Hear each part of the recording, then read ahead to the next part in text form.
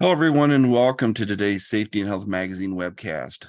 Transform safety management and reduce risk with AI. Sponsored by CompScience. This is Alan Ferguson, Associate Editor at Safety and Health and co-host of the On the Safe Side podcast, and I'm moderating today's event. First, thank you so much for joining us, and before we get started, I need to cover a few preliminary items. As a disclaimer, the views of today's speakers and organization are their own and do not necessarily reflect those of the National Safety Council or Safety and Health Magazine. Any mention of a commercial enterprise product or publication does not mean the magazine or the council endorses those items. After today's presentation, we'll conduct a question and answer session with our speakers. If you have a question, click the Q&A button at the bottom of your screen, type your question, and press the send button. We welcome your questions at any time during today's event. You don't have to wait for the Q&A to begin. Now, we might not get to every question, but the good news is any unanswered questions will be forwarded to today's sponsor. Also, after this presentation, you'll be asked to complete a brief evaluation survey, and I'll tell you more about that a little bit later. This webcast will be archived so you can access it after today's live event. To view this webcast and all of our past webcasts, please visit safetyandhealthmagazine.com/events.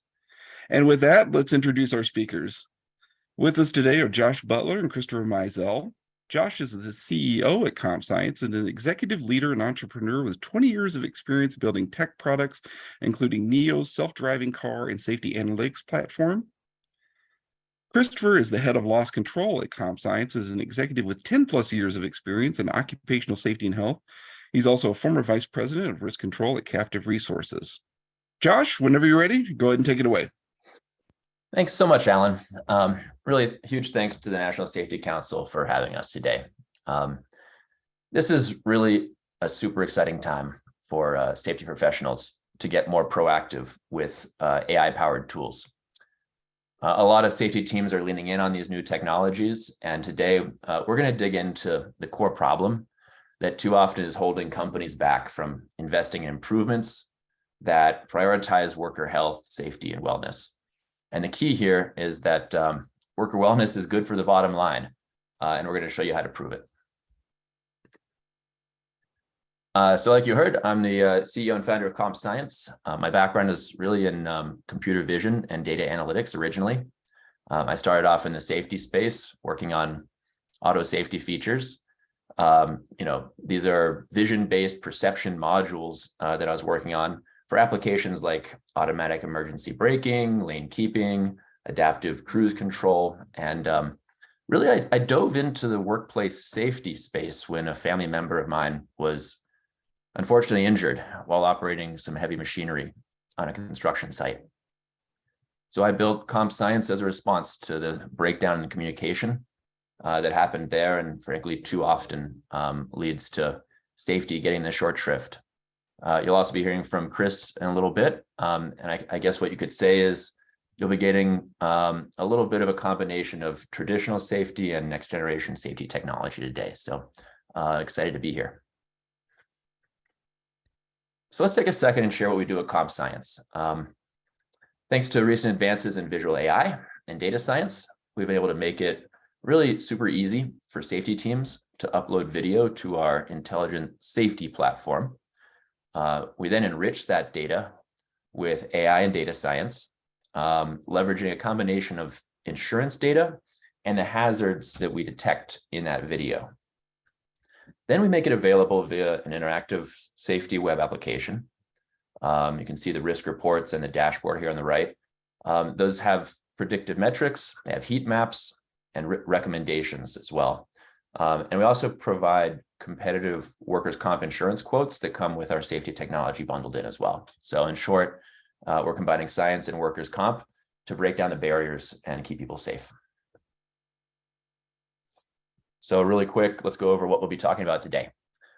Chris will be introducing the core challenge, and that's really how do you obtain resources for worker health and safety. Myself, I'll be speaking to trends and technologies that are transforming the practice of EHS. And then finally, I'll provide a model for putting these insights from these predictive analytics tools like ours into practice and really taking our profession to the next level. So with that, I'll pass the baton off to Chris, and he'll speak to the challenge in EHS today. Here you go, Chris. Excellent. Thank you, Josh. Like you mentioned, we'll start with a challenge. A few things. We have the age-old battle between productivity and safety. We have limiting factors to manual observations. And really the big one, the cumulative nature of ergonomic injuries. It's really not difficult for like a serious back injury to reach, $1 million. We've seen that.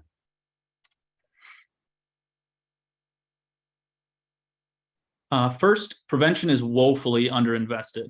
I want to start with a statistic. Can you believe that on average, only 2% of the $55 billion spent on workers' compensation expenses typically goes towards safety and prevention? This just is not enough.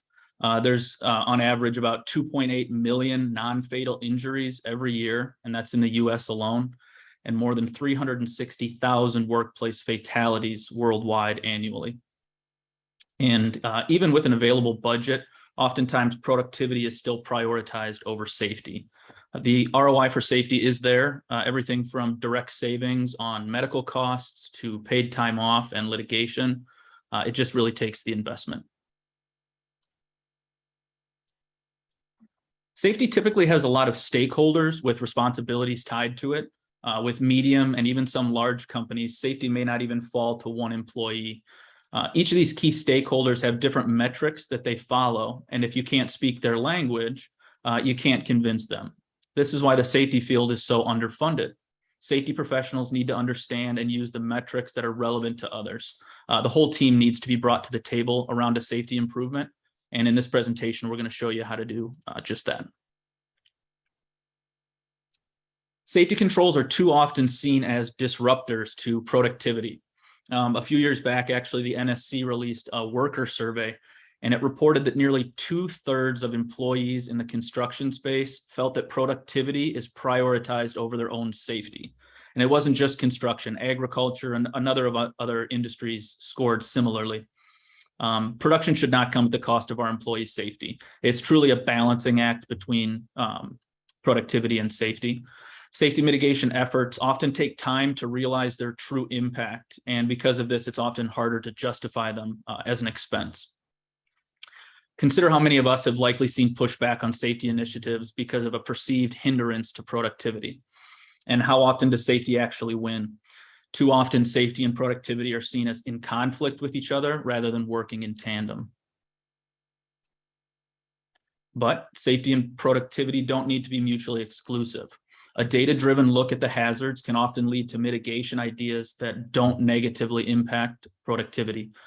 For example, this client that we worked with, they were aware of a problem they were having where employees were jumping over the conveyor line.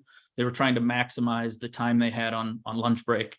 Rather than going out and around, they were hopping right over. After we brought it to their attention, their corrective action was to kind of retrain, talk to the employees, tell them that no jumping was allowed, and they were convinced that they had the problem solved. Unfortunately, what our data showed, however, was that there were still hundreds of instances happening. So when the client was considering the cost of a single injury of this type, it was clear that a liftgate would be significantly less expensive.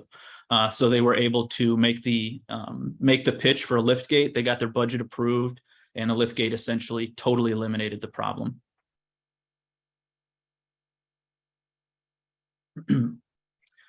Here's a great example of the types of events we can capture with the AI. Now, if you were driving that forklift, would you have gone and told your boss that you just crashed into that post? Possibly not. Self-reporting is inconsistent at best. Not to mention, employees usually adjust their behavior when they know someone's watching them. This is referred to as the Hawthorne effect, and it can actually skew data that's being reported during manual inspections. Ergonomic issues such as overexertion and bodily reactions are the leading cause of injury in most industries, with the total cost of a single strain or sprain injury approaching $68,000. Ergonomic issues are typically the most expensive injuries as well. Ironically, ergonomics is one area where there are currently no OSHA standards. Because ergonomic issues are typically an accumulation of unsafe postures and unsafe movements over time, they've been historically difficult to quantify and track until now. By utilizing automated safety analytics, safety professionals now have access to significantly more data than ever. This allows them to truly address the causal factors of injuries. We can more accurately identify what we call hotspots, or areas with a high level of unsafe behaviors. This also allows safety efforts to be more focused.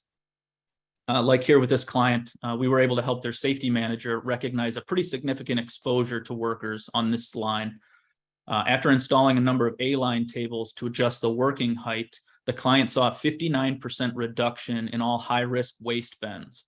And actually, there was a huge unexpected victory. After a short trial period with the new tables, there were several employees that were actually mentioning to their managers that they were going home at the end of the day with less fatigue and less pain. And that was just a huge win to hear.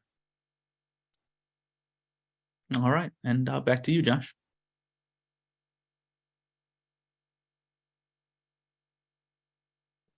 There we go. Thank you so much, Chris. So what we just heard about was the core problem that we're seeing in the world of EHS today. It's the challenge that safety functions have getting the resources for worker safety and wellness. And more often than not, this really comes to a lack of data on the financial benefits of safety investments. And that's really a shame.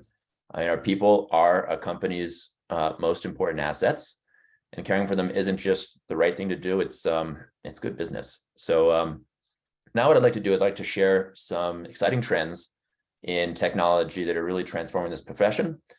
First, I'll take a moment to briefly touch on the history of safety analytics technologies and their evolution. Second, I'll dive a little deeper into video analytics in particular and explain how it addresses some of the challenges with previous technologies. And then third, we'll talk about predictive models and how they really work. So let's take a look at the history of safety analytics technologies here.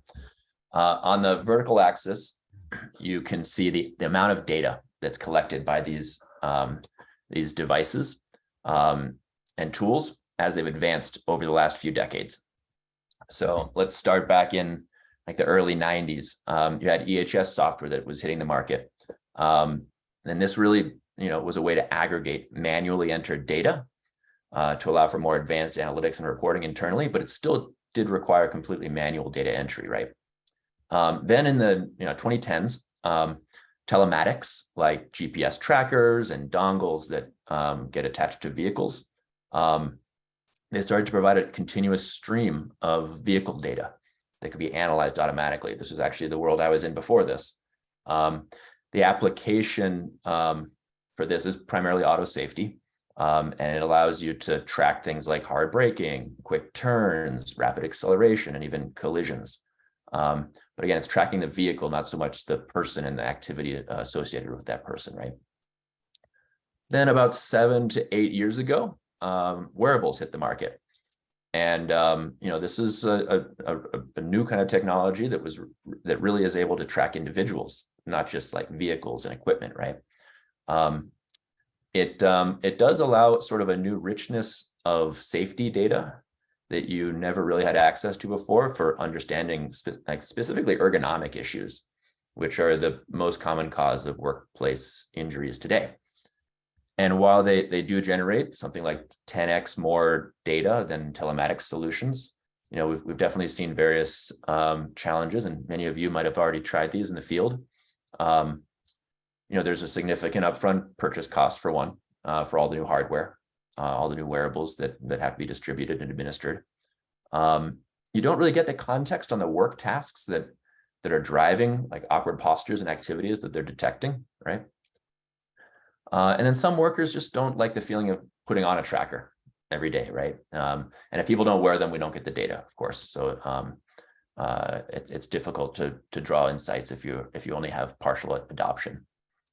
In comparison to that, then let's talk about video analytics. So really, this is just in the last few years that we've been able to build technologies that can actually process this much data. But what's incredible is that we've seen just a really precipitous drop in the cost of camera systems. And that means they're becoming much more ubiquitous, very, very common in the field. They also provide a ton of context. So it's a context of everything in the field of view, not just the movement of an individual, but what are the tasks that are really driving that that risk that you're measuring. And then finally, it's privacy safe. So there's no trackers on individuals. There's no mapping across scenes, things like that. There's no reason to track individuals per se. Okay, so let's take a moment. Let's dive a little bit deeper into video analytics here. First, what is it? Video analytics essentially is it's a deep learning technology that can create a rich picture of the world, right? You can train it to do just about anything. You can train it, like in our case, we've trained it to identify activities, hazards, and near misses primarily. And it does that by tracking, like you can see on the right, forklifts, goods, and other items, other potential hazards, as well as tracking the joint angles and body positions, right? So what's exciting about this right now, and you know, the last few years of advances here is that, one, we've seen over 90% of our target customers already have very good coverage with the camera systems they have in place. We're getting something like 1,000 times more data. We're talking about a gigabyte of data per hour of video, and with that, you don't need a lot of cameras to get some great insights. We're talking 5 to 10 cameras can give you coverage over, you know, hundreds of people even in an organization. So like you can see on the right here, you know, you can see the system recognizing a forklift. We even recognize the pose of forklift. We can see people driving. We can see the state of the blades of the forklift. There are all kinds of insights we can draw from this, and we'll show you a little bit more about that in a minute. So using video analytics and these deep learning techniques, we've actually identified 22 visually detectable risk factors, and we're adding to these all the time. But these 22 actually cover something like 90% of workplace injuries. The risk factors that we've come up with are backed by research that's been done by organizations like National Safety Council, CDC, and Wisher Research as well. And they do span all the most common causes of injury. You can see here ergonomics factors, struck by factors, slip, trip, fall factors, caught in between factors as well. And we even have some risk factors that predict product damage as well. Now, I don't have time to go into all of these today, but we've developed detectors for over 50 hazards and activities so far. So again, our goal here is to help safety teams achieve focus and to make the case for resources where they're needed. And that requires bridging a gap that's pretty significant here. It's the gap between safety metrics and the financial outcomes, the safety outcomes like recordables and claims, right? To do that, you need more than just the hazard and activities and near misses. You need the actual outcome data too. And with that, you can actually create predictive models like we've done here at CompScience. So it takes a lot of data. So to get them, and why? Because frankly, claims and injuries are actually quite rare in comparison to hazards. So what we did was we partnered with the biggest reinsurer of workers' comp in the United States to analyze over 40% of injuries and claims over the last 10 years. Huge data set here. We've married that with over 50 billion images that we've processed, where we identified about 1.8 million safety observations across 50 different hazard types. And when we created the predictive models, what we saw was that there were 22 causal risk factors, like some of the ones you just saw. So now that we have these predictive models, our customers actually get a much deeper understanding of their current risk posture, rather than having to look at long-term loss trends, injury trends. We can actually analyze live hazard data that you've never really been able to quantify in this way before. So our causal risk factors map to the key buckets of loss, like you see here on the right. Ergonomics, struck by, caught in between, slip, trip, fall. And the reports we generate give you really a data-backed estimation of the impact of eliminating those hazards broken down by cause. Okay, so what this enables at its core is a much faster cycle of analysis and improvement. So take this example here of how it often plays out with clients of ours, like time and again. Generally, you start with a baseline steady state. This is the starting point. there's some process change that gets implemented. This may be because of a new business process, a new line of business, could be a change in workforce. Turnover often drives significant changes here, or just some new machinery that gets installed. So some change is implemented, and this causes unintended consequences that really aren't often seen until you get maybe some near misses reported, or even a trend of injuries that get reported over time, and that can take months often. However, with a safety analytics system in place, like what we're talking about here, the team can register a spike in some risk factor, like awkward postures in this case, which would include an elevated frequency of motions like overhead lifts or working overhead, twisting and bending, crouching, other near misses, and things like that. So the team, in this case, you can see how the team would dive into our video review tool to diagnose the cause of these elevated readings, and then come up with a few ideas to decide to introduce maybe, we've seen like inexpensive dollies, or a new A-line table like Chris mentioned, or a training on proper lifting technique to reduce the strain on the body in these repetitive tasks. And then once that change is in place, the new risk level is confirmed to be even lower than the original baseline, which is, obviously a massive win for everybody. And to recap, this is what it looks like to catch a spike in risk levels before they turn into a trend in injuries, not after. So I just spoke to you about how new technologies are making predictive models possible, and how you can use that to make the safety function more proactive. So what does it take to go from vision to execution here? This can't be purely theoretical, right? Let's put these concepts into action and drive some real change, right?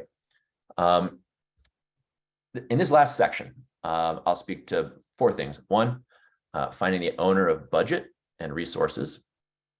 2, how to build a business case with predictive analytics to address that budget owner. 3, how to prove the impact with a structured test. And then 4, finally, how to actually drive those wins across the entire organization as you scale. I think we saw this before. Chris presented this earlier. This is the full set of stakeholders that have an interest in safety at any company. Generally, there are 2 key stakeholders who can actually provide budget and resources outside of the safety org. We're talking internally, we're talking operations and finance. Externally, this is often overlooked. You have your workers' comp carrier or your captive administrator in some cases. These teams do provide loss control, ergonomics, and even discounts for technology that gets adopted, like in our case. The metrics that these 2 groups care about are really related to ROI, risks, costs, productivity, turnover, and claims. And if you speak unfortunately, if you speak in terms of like DART and TRIR and compliance, often requests are likely to fall on deaf ears. So let's talk about how we bridge the gap here. So first step, the first step is to build a business case. OSHA provides a calculator on their website that lays out many of the key components of both direct and indirect costs. You can't forget the indirect costs, which can be 2 to 5 times higher than the direct costs of an injury.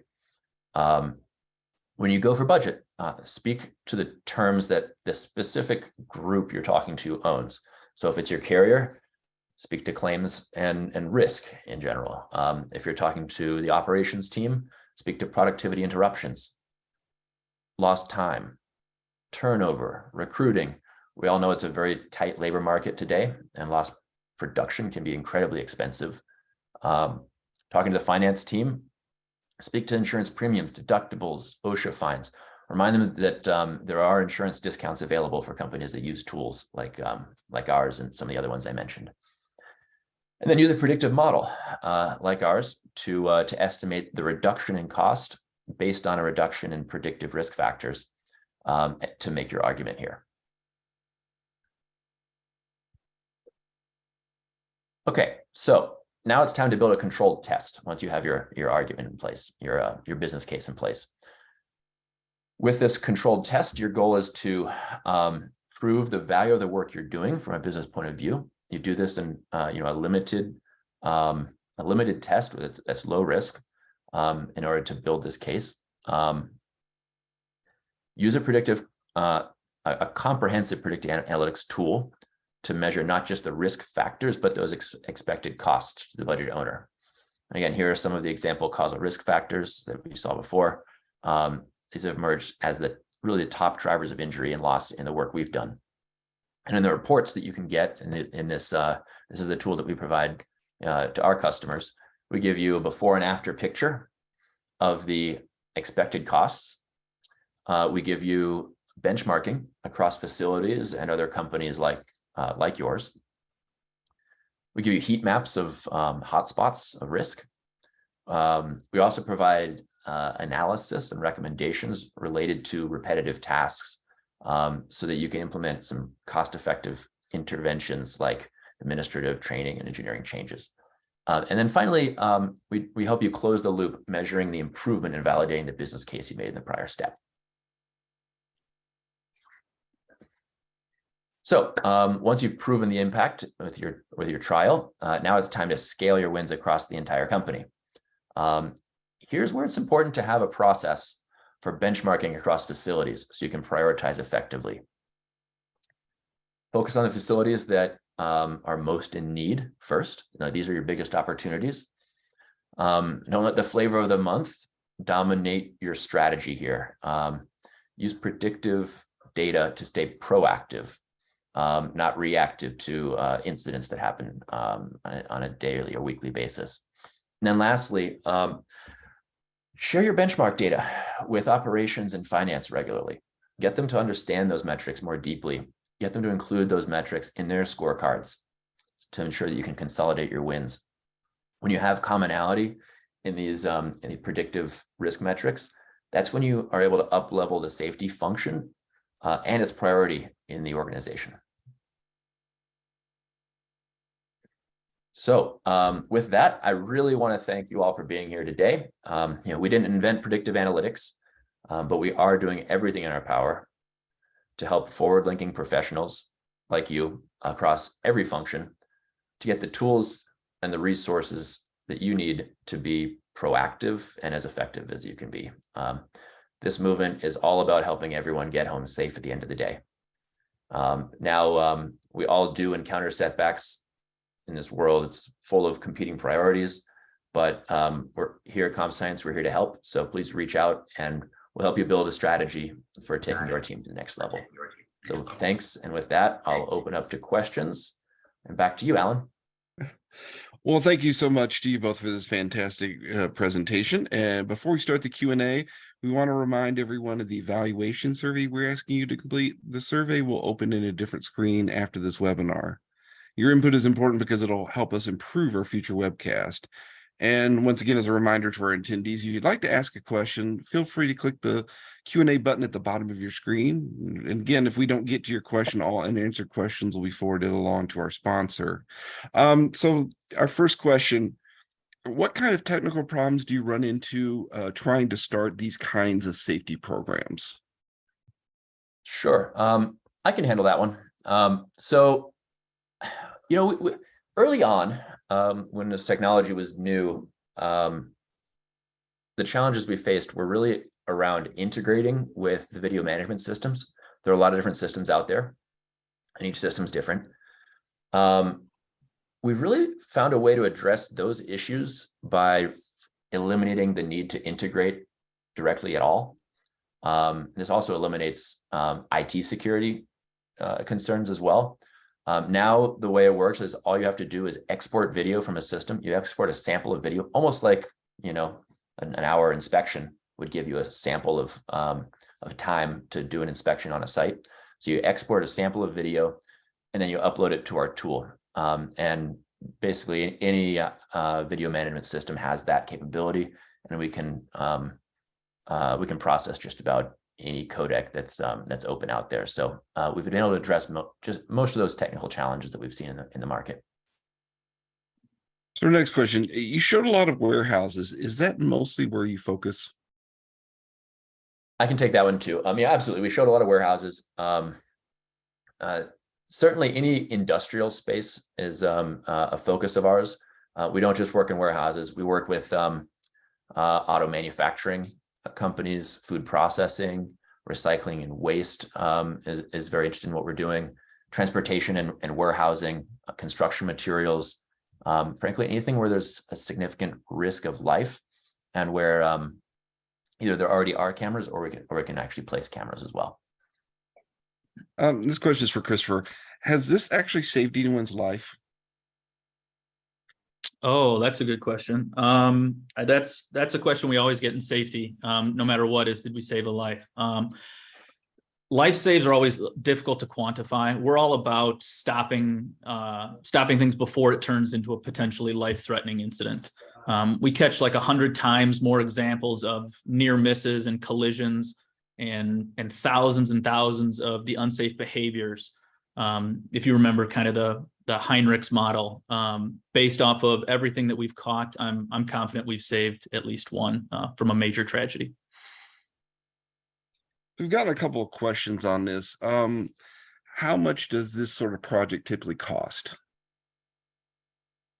Sure, I can handle that one. That's all about scope, really. We've done projects that are, you know, as small as $3,000 or so, or ones that are 200 times that size. In the end, we scope it appropriately so that the ROI is at least like 3 to 10x, which is not hard, frankly, given that, you know, the average cost of a sprain is something like $60,000 according to OSHA. So we focus on ROI and we scope the project appropriately. So another question. Does this send alerts when an accident or near miss occurs, or do you have to review the video to find it? Sure. We have built tools for notifications and alerts. We don't generally recommend that, honestly. We find that those alerts and warnings are generally noisier than most teams are able to deal with. So we've found that thinking about this more as an engineering problem, where you start with a baseline and a deep understanding of a few weeks of operations, and then engineering the risk out of that, and then doing a follow-up is a much more valuable model for most of our customers. So our next question, do workers feel the cameras are spying on them? Sure. We certainly get that question a lot. Our experience is this: workers are already accustomed to having cameras at work. We don't really there's really no way to avoid cameras these days. Frankly, there was a recent study that showed that people are on average caught on camera 200 times a day, and this is just out in the real world. Legally, a workplace is considered a public space as well. So the cameras are already in place. Consent has already been provided. We're not actually gathering any additional data. And so there's no additional consent that's required or anything like that. This is a tool that, like I said, doesn't track individuals. It provides insights on hazards and worker wellness challenges. So it's really aligned with workers in the end, and it certainly is worth a conversation with employees about what's being done to help protect them and improve their wellness. And we would, frankly, on top of that, we would never record or analyze any video from it where there's in an area where there's like an expectation of privacy as well. So with that, we've actually found that the reception has actually been quite good, because if anyone's going to benefit from this, it's the workers that we're working to send home safely at the end of the day. Yeah, we did have an additional question about, can the cameras be considered be made part of a company's security system? That sounds like definitely Absolutely. yes. And that's one of the great things about this, is there's no additional investment required to deploy cameras or gather the data. These generally are put in place for security reasons, whether it's shrinkage, theft, or just keeping people safe. Yeah, we did have a question about what type of camera systems work with the software, or is it functionality based on type of file? It's a very broad Okay. set of cameras that we're compatible with.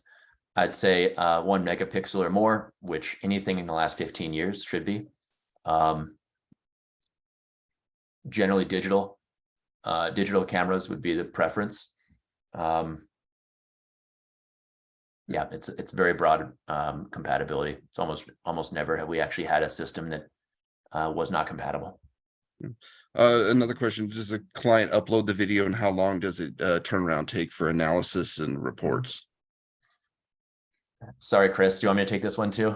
I'll take this one. Yeah, go right ahead. That's Sure. right. The upload generally would happen overnight when people aren't there. So generally one day turnaround on that. Analysis can take, we generally spend about a week or two analyzing it, because we are like people like our team members like Chris and our on-staff ergonomist are providing insights and recommendations as well. So they really want to understand the work. If we in certain circumstances, we've provided much faster turnaround, like next day turnaround, if those recommendations aren't required. We do have a question about, do you have any before and after comparative data on TRIR for companies that have made the change to this technology? Absolutely. Yes, we do. I mean, do you want to take that one, Chris? I'll let you I can take that one. We had a client actually that when they came to us, they were being non-renewed for their insurance, their workers' comp, because their TRIR had essentially blown up over the last few years. So it was really driving up a lot of problems with their insurance. They were, like I mentioned, they were going to be non-renewed. And after a short pilot with us, I believe it was 6 weeks, if I'm not mistaken, we were able to drop their TRIR very significantly. I don't have the exact numbers, but they were able to keep their workers' comp insurance, and they were actually expected to save about $300,000 annually from their premiums from that drop. Kind of an interesting question here. I've been hearing more about hearing protection or lack thereof, and people say they're unable to hear warning signals, people calling out hazards, etc. Are you able to see those situations? Can you ask the question one more time? I'm not sure Sure, I grasped what they were asking. It says I've been hearing more about hearing protection or lack thereof, and people are saying they are unable to hear warning signals or people calling out hazards, etc. And is your technology able to see those situations? Yeah, so we can track things like where certain personal protective equipment like hard hats, hearing protection. So we would be able to identify areas on camera where hearing protection is required or recommended. And then we'd be able to set up exclusion zones for the AI. So anytime someone walked into that area, if they weren't wearing the proper PPE, that would be flagged as an event. Yes. Yep. I can add in as well, like some customers do send us an audio channel as well. And we can you can identify people calling out as well as general noise levels. We're not doing like any kind of scientific noise level analysis. You'd really need to have a sensor on site where the person is to do that, but we can definitely report on sound levels. Our next question, I saw one of your insurance webinars earlier in the year. Is this for self-insured companies or for policyholders of large carriers, and how does this work? Sure. Okay, so 2 fundamental ways that customers work with us. One is they either buy insurance through us. We provide competitive workers' comp quotes that include the software and reports at no additional cost in with the workers' comp. So that's one way.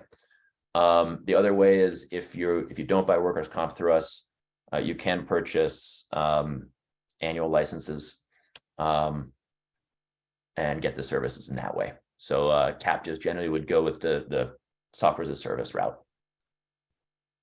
I have a question. Is there a minimum amount of video that must be uploaded to attain a solid analysis?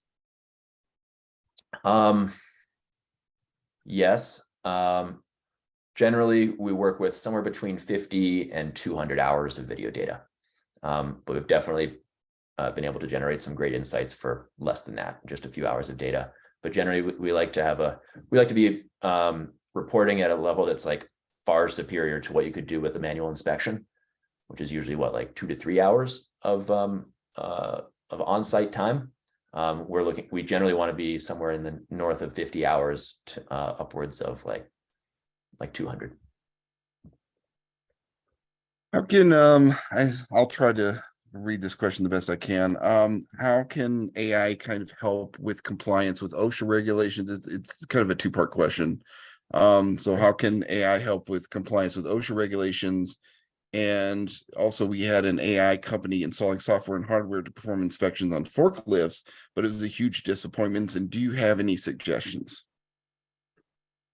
Sure. If you I can need take to that. read it, yeah. Yeah, to the first part about OSHA, OSHA standards, as we mentioned, there aren't currently any OSHA standards. They tried at one point, they were repealed. It's very, very hard to set standards when we have so many different body types, body sizes, heights, weights. What we're able to do with our AI is find all of the little unsafe behaviors that would typically lead to a near miss, which would typically lead to a serious injury or a fatality.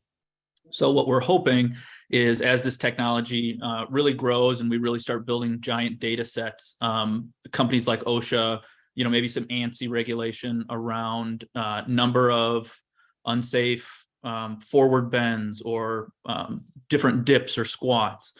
I had mentioned the Heinrichs model from back in the 30s, but that's that triangle, and we're essentially trying to be as proactive as possible. So looking at the unsafe behaviors that are leading to those. We got a series of and the questions. second, Sorry, go ahead. sorry, I think the second half of that question, I think they said that they had some AI for forklift inspections. Correct. If I'm not Yes. mistaken, they didn't have a great, we Experience. actually aren't, yeah, great experience. We aren't working on the inspection itself. What we'd be looking at more with the AI is, did the employee do a walk around? That's something that we can identify with a video. And then the actual unsafe driving. I'm not sure what their experience was, and unfortunately, I can't speak to that. But Yeah. Please do reach out. I'd love to hear about your experience and see if we can turn you around on the technology. So we got a series of questions about kind of how this technology will work in other areas besides manufacturing. Among those, kind of go through a couple of them here. So what about utility work or outdoor activities like line workers for utility? I will say, absolutely. I think utility work and line work is going to be one of the more challenging ones for us. We do have models for doing remote inspections where we can gather data from cell phones. So anywhere there's a cellular signal, or even if there's not, you can record video doing a self-inspection there. But I will say certainly field work, especially utility work, is going to be more of a challenge for us. Were there any other spaces? Yeah. There was a new construction field. Yeah. Or how can I implement this in the new construction field? Do you want to take that one, Chris? Sure. Yeah. So construction, just like manufacturing, if we have a camera, we're able to use that video. So nowadays it's becoming much more common for companies to have video on site on larger projects and prefab, general contractor sites. But that's not the only way into a space like construction. You think about all of the back of the house operations. Carpenters, home builders have in-house operations where they're building trusses, inside their own plants and then shipping the materials out. That would be a great use of our AI there. Yeah. So another one was how would you envision this working in an educational facility? There's equipment in highly populated areas, that sort of thing. Educational facilities tend to have a lot of cameras installed these days. And in fact, we have some significant demand from educational institutions. Somebody's asked any projects done outside of the United States? Yes. We've done projects, a significant number of projects in Japan. They are very safety oriented in Japan. There's some really impressive manufacturing excellence and a lot of influence over other markets in Asia through them. We've worked with insurance carriers. We've also worked with large manufacturers like Honda, Toyota, and others. Also in Latin America, we've done a number of projects in Latin America as well. Somebody was specifically asking India. We haven't done India yet. I think there's tremendous opportunity there. Okay, yeah. Another question, could kind of forward-looking cameras in vehicles be used? Kind of example analysis of tow truck or road service personnel hazards during a service or tow. What I would say on that one is if there is a dash cam in place, we can definitely tap into the dash cam data, which we have not done that yet, to be clear. That's from my prior world where I did a lot of that. But we would definitely we'd love to talk to anyone who's looking to address that space. And yet another kind of scenario, can this system be used in a hospital for patient safety? And if so, how? This is one where we've I love all the questions on new applications. This is one where we've had a lot of requests for this. We haven't prioritized yet, frankly.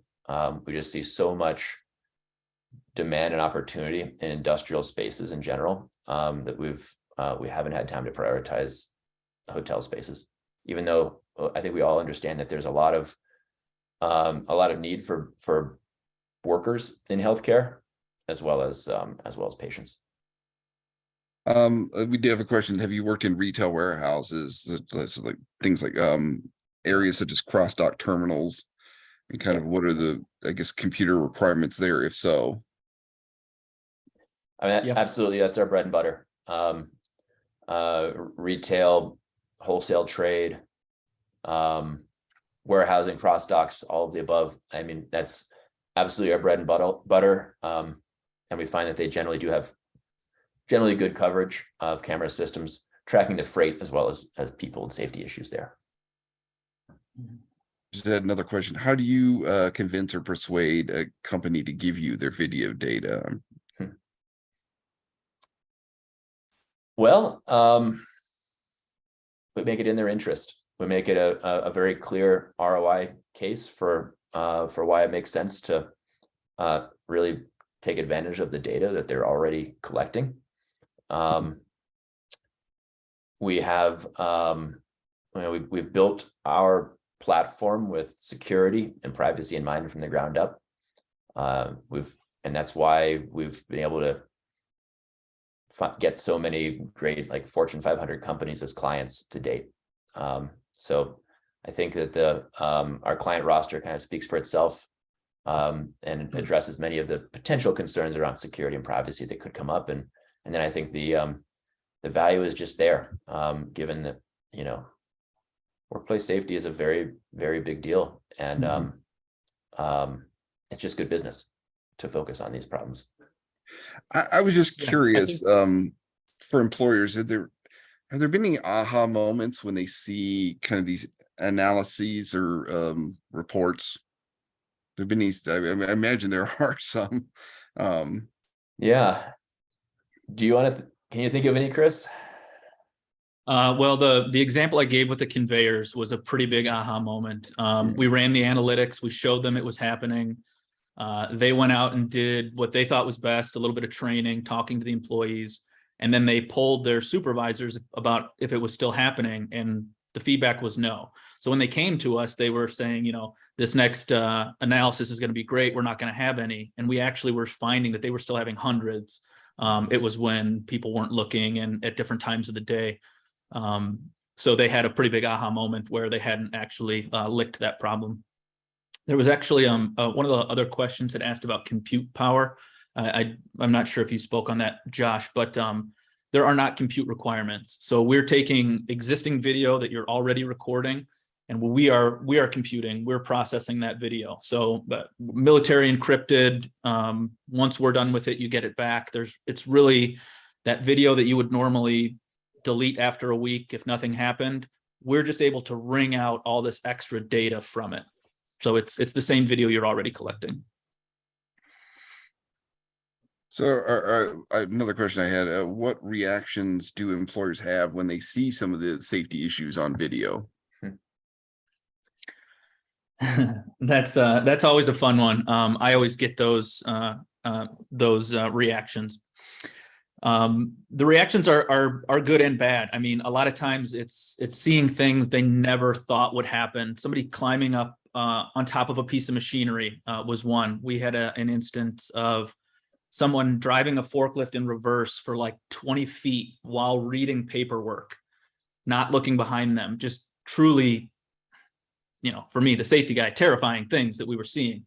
So when those pop up, we have those quick conversations, and some reactions are good. Some are, yeah, we've seen that before, but definitely some big things we catch. I guess, do you all provide any advice or best practices when it comes to employers correcting employees for behaviors or kind of postures that are seen on video? Oh, absolutely. So when we analyze that data, what you're getting is a report with the numbers, everything that we caught. We relate it to your specific industry. We have benchmarking data that we have internally, as well as BLS data, Bureau of Labor Statistics. So we can benchmark you against other companies doing the same thing. And then we go through and we make recommendations. So anytime we find a hazard, we prioritize it. We give you either the low-hanging fruit that we can fix pretty easily, or hey, this is really bad, we're going to hurt somebody today. And we prioritize those for you, and then give recommendations on how to correct.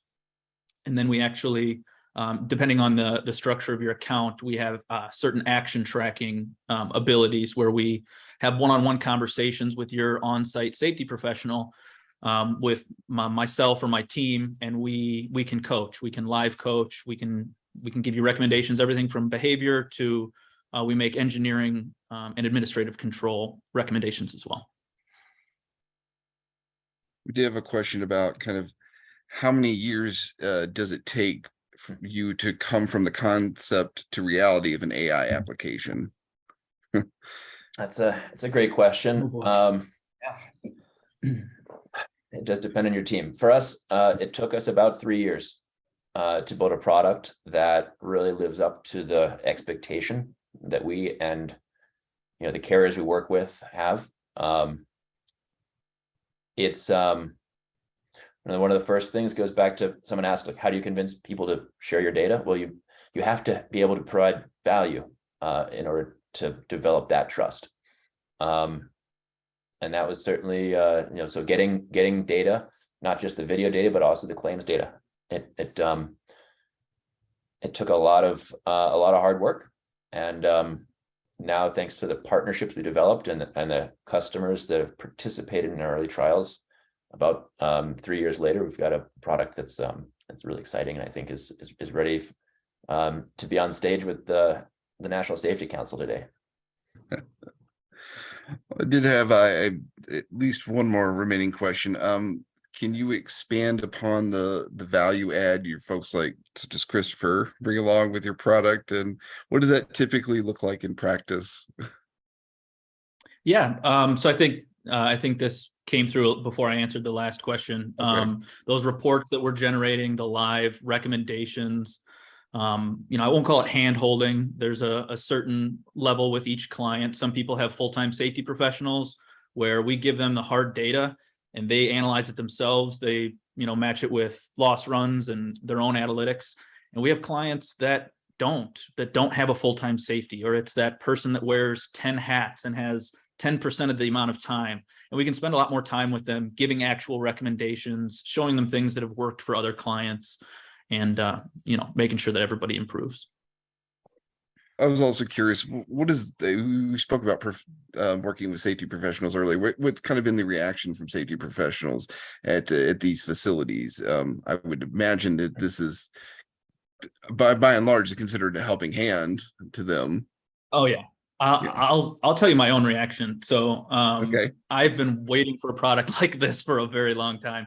I come from the insurance industry, occupational safety and health, but working with insurance companies. So I've seen how much data is out there, and I've always looked for something like this. So I geek out about it. It's been my reaction that others really see the advantages and the opportunity with this type of software.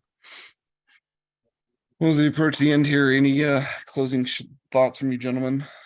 We really appreciate you taking all of these questions. These are quite a few, and for your time and consideration as well. But honestly, we're very honored to be invited to speak to you guys here today. We're huge fans of National Safety Council, and we've taken MSD pledge. And thank you to everyone who joined today. You know, I'm just very excited to be a part of this movement, and please do reach out if we can be helpful at all. Okay, well, yeah, thank you so much. This ends today's Safety and Health Magazine webcast. We'd like to thank Josh Butler, Christopher Mizell, the entire team from our sponsor, CompScience, of course, all of you who joined us today. Take care and be safe. Thank you.